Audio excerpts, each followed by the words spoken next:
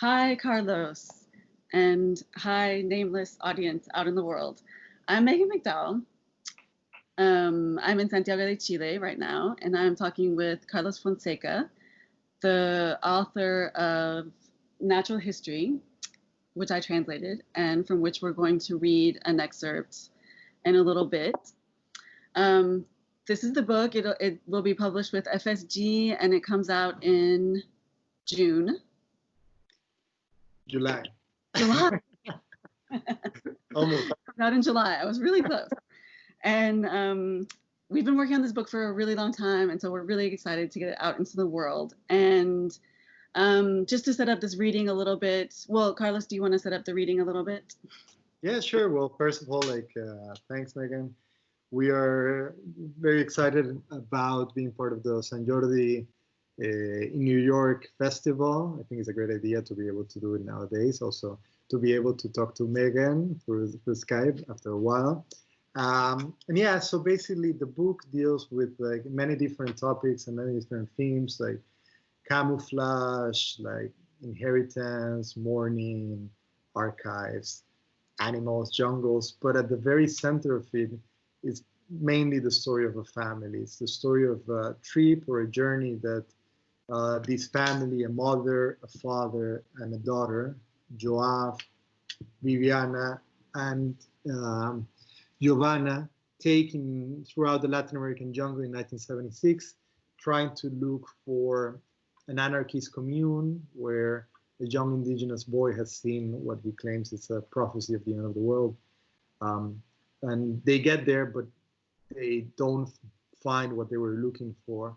And each member takes a different path, and the novel kind of like reconstructs the different paths that the family members take. Right, yeah. This is a book, it's hard to sum up this book in a few words because it has many diverging storylines and paths and mysteries within mysteries. But we're going to read parts that I think kind of encapsulate certain of the characters. This one is Giovanna, who's the daughter, who is kind of an enigmatic figure. She's a fashion designer who is, her obsession has to do with a fashion that has more to do with camouflage than the idea we usually have of fashion. And this is a short interview with her. So it's called 3 Questions for Giovanna Luxemburg from an unpublished interview, December 2005. Question: how and when did you decide to work in fashion design? I was 16 years old and I felt an intense desire to escape from myself, my voice, my body, the fixity of those mirrors that seemed to chase me everywhere. That was when I started sneaking out at night. I ran away from the house where I was living then with an old retired couple who'd adopted me. It was then as well that I decided to dye my hair black for the first time. But it wasn't just the hair. Some part of me wanted to become the color black, a void that would escape all mirrors. I dressed in black. I wore black lipstick and black nail polish. I looked for a vacuum in the color black. My adopted family got worried, and they decided to send me off to Europe with a distant aunt.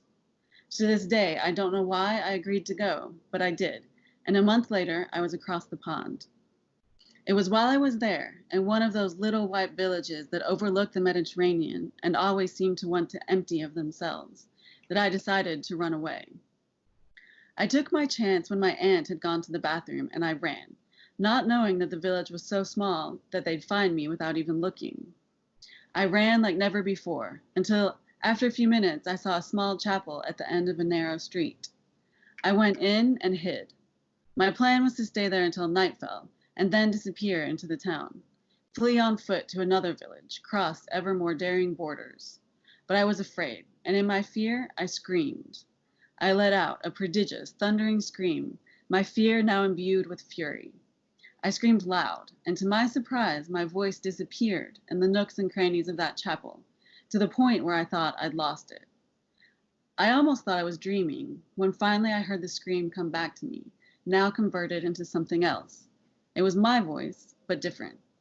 It was an echo in which my voice played at camouflaging itself among other voices, past and future. Something told me this was what I'd been looking for, a hiding place within my own voice. And then a forgotten childhood memory came back to me. I recalled a lush jungle, and in it the figure of an insect disguising itself in the branches. I remembered that playful animal, dressing and cross-dressing in the middle of the rainforest, and somehow I understood that the only escape from the fear and the fury I felt were there, and the tricks of that little creature and the echo of my voice that was now coming back to me, the same and yet transformed, hidden within itself. When the sun came up the next morning, I finally came out of hiding, and I told my aunt that I would never run away again under two conditions. I wanted to change my name, and I wanted to study fashion design. A week later, I told all my friends that my new name was Giovanna Luxembourg. They all laughed, but I just heard the echo of that fantastical chapel. Question: what is your real name? Carolyn Toledano. But to say real is to not understand anything I've just told you. Question: and what kind of relationship do you have with your parents? None. Let's just say they're dead. Or let's say, more like it, that I feel like I talk to my mother sometimes. In the middle of the night, her voice tells me what path to follow. And let's say that my father is a man who sits in a small mining town and tries to forget the end of the world. Changing your name is a little like changing family. End scene. So thanks so much, Megan. So now, like, we're taking that idea of the voyage or the journey.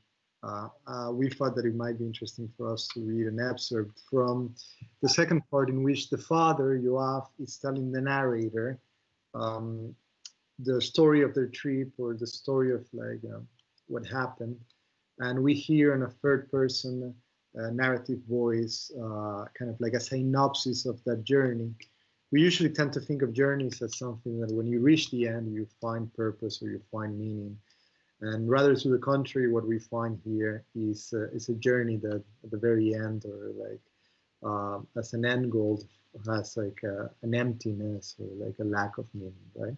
So I'm just going to read from chapter 8 of the second part of the novel. The rest belongs to fantasy. On November 23, 1976, with nothing but a couple of suitcases, the family takes a plane toward the south that they have never seen, but on which they have placed all their hopes. 2 days later, with little Caroline showing the first symptoms of the illness that will accompany her throughout the journey, the old bus they're riding in arrives at a jungle imposing and lush. Then comes a Latin American journey that is a kind of photographic negative of the great adventurers' classic voyages. Where Humboldt found a wild and sublime America, they meet a ruinous nature brimming with garbage. Where William Walker found the total absence of the state, they encounter the signs of state power all around. Where Franz Boas found the nature of the unknown, they encounter what seems to be a sinister mirror of their own selves. Everywhere he goes, Toledano feels that his voyage is, more than anything, a repetition tinged with farce. Perhaps that's why, after the first night, while his wife and daughter are sleeping, he takes his wife's notebook and copies in 2 fragments from the diary of one of his favorite philosophers. 2 dreams that, according to Toledano, suggested that at the end of any voyage there is nothing but a laugh of disillusionment. The first, which Toledano underlines with red ink, is called Mexican Embassy, and it goes like this. I dreamed I was a member of an exploring party in Mexico. After crossing a high primeval jungle, we came upon a system of above-ground caves where an order has survived from the time of the first missionaries till now, its monks continuing the work of conversion among the natives. In an immense central grotto with a Gothically pointed roof, Mass was celebrated according to the most ancient rites.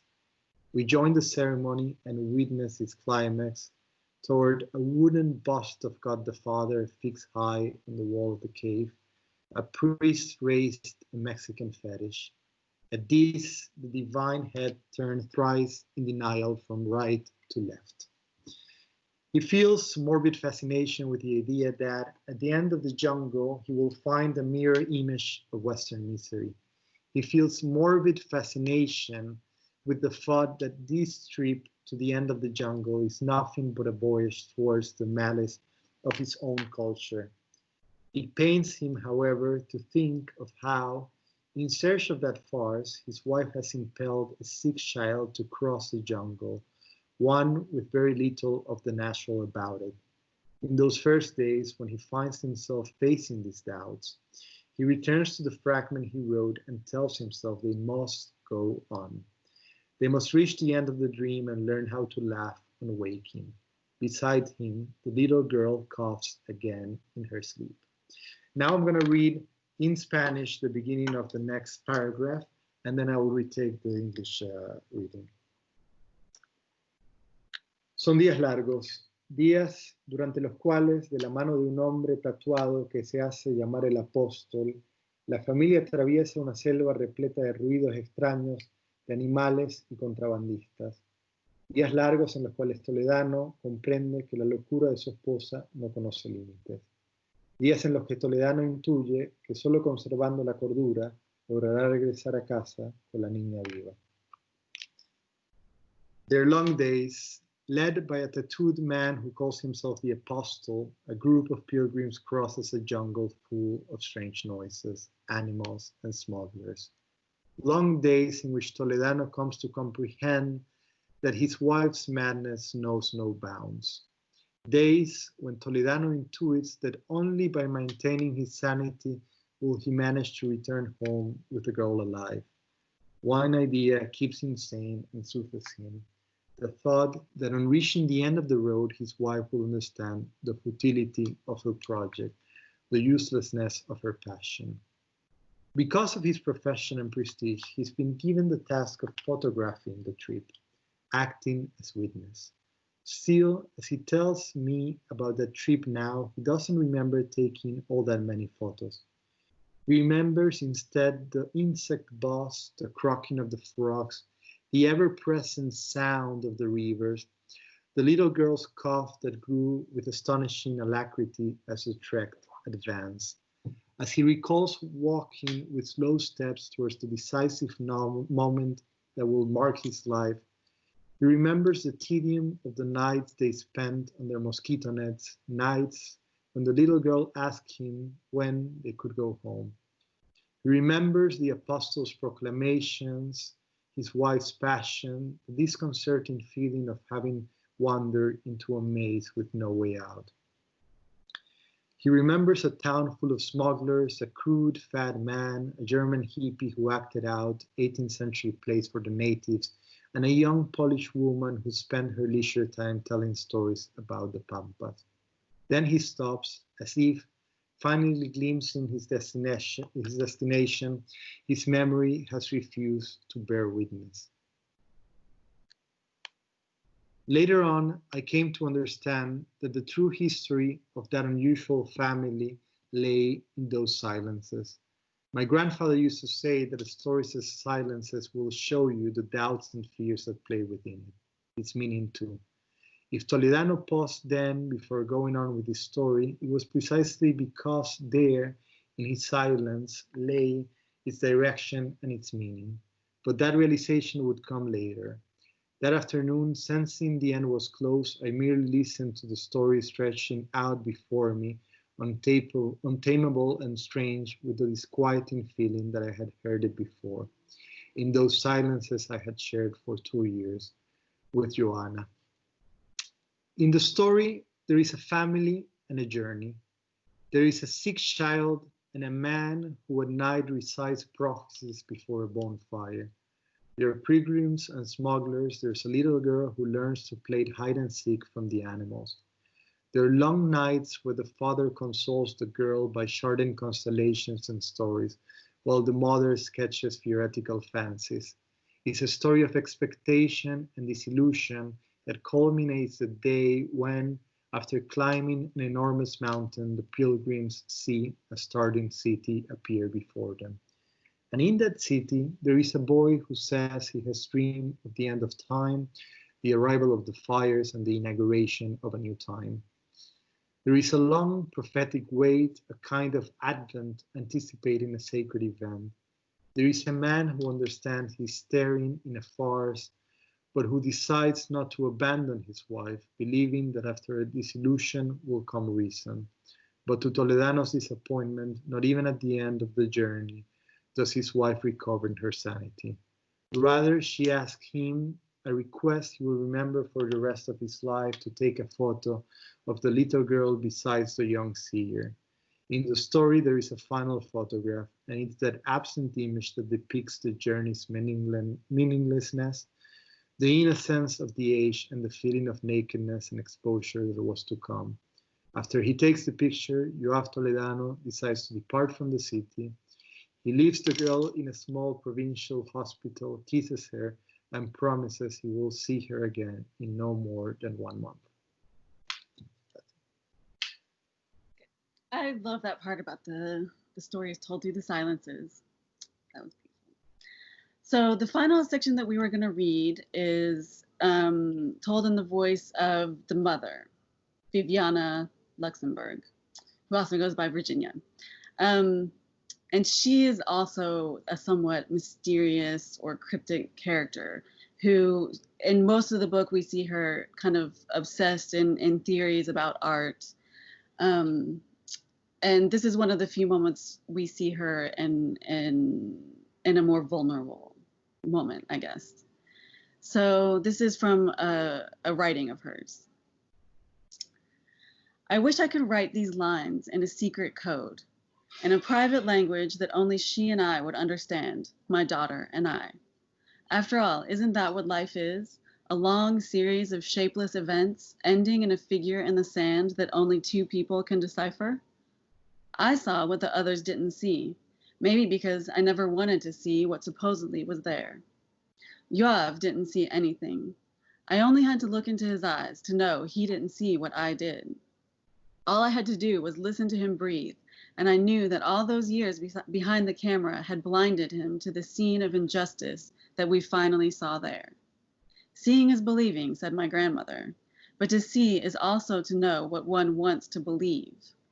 Yoav thinks I believed it all. He doesn't want to realize, that I understood the farce of it all. I felt the sadness of seeing that boy exploited by a white man who had convinced him to act out that pantomime for all of us, in exchange for God knows how many coins. Seeing is understanding what's at stake.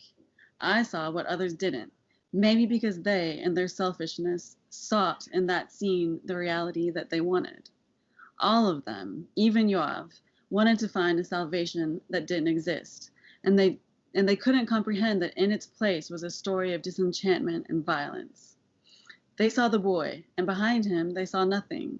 They didn't see the long line of children, past and future, black, indigenous, mixed, who were trying to survive in a world that expelled them from the start.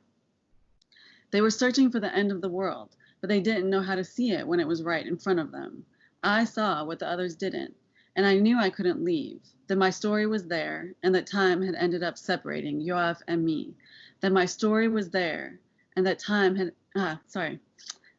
ended up separating Yoav and me, those two youngsters who broke with social expectations and crossed an invisible border. Everyone sees what they want to see, said my grandmother. I saw the scorched earth of my great-grandfather Sherman, and in it I saw a reflection I'll never forget, the land that would be razed years later by Efrain Rios Mont's armies. I saw a child lost in a cyclone of history, acting out in a cruel historical play that obeyed no laws, not those of farce or of tragedy or of comedy. I saw what others didn't see, and I knew immediately that Yoav wouldn't understand, precisely because only two people could. She and I, my daughter and I. I saw and I knew right away that my daughter would also see, even if years had to pass before she did. One day she would think back and she'd understand what I saw, the long chain of injustices that ended in mockery at the edge of the world, leaving a wake of disenchantment behind. I knew someday she would understand that behind that child there were many others. I knew she would understand my faithfulness to that vision, even if it was already too late, and that someday she would take it as her own. I felt an enormous joy at the realization, the joy of knowing that something would forever unite us, a secret language that only she and I would speak, from which her father had unfortunately been exiled. I knew that someday she would see the drawing in the wet sand of history, and, comprehending it, she would forgive me. That day, I believe, is today. And I repeat, I wish I could have written this letter in a secret language, in the secret language written by the tides and understood only by the pariahs of history. She and I, my daughter and I, you and I. So that's our reading. Thank you to the St. Geordie organization. And nice to see you, Carlos. Great, good to see you, Megan. Thanks so much, and everybody stay safe. And it was a lot of fun to be able to do it. So thanks so much to San Jordi in New York, and hopefully, Megan, I'll see you sometime soon. Here's hoping. Ciao. Bye.